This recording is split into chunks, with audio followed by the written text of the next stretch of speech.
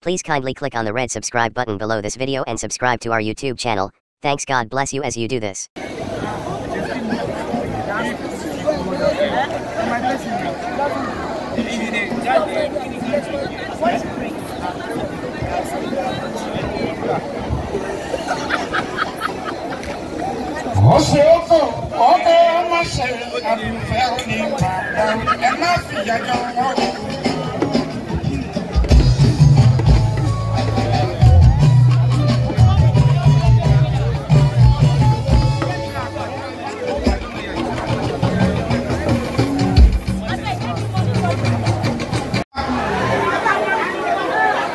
Tani kìíní ọ̀hún sókàn. Ẹ jẹ́ kí a mẹni tí kìíní ọ̀hún sókàn torí pé kí ni ká tó bó ṣe yẹ ká tó ká lọ bó ṣe yẹ ká lọ. Ká má gbé orí fún ìdí ká má gbé ìdí fún orí. Bóyá ṣe kọ̀wé ètò náà là á ṣe mọ̀ náà là á ṣe tó.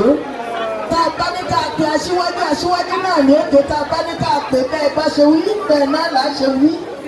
Tani kìíní ọ̀hún sókàn ẹ jẹ́ ká mọ̀.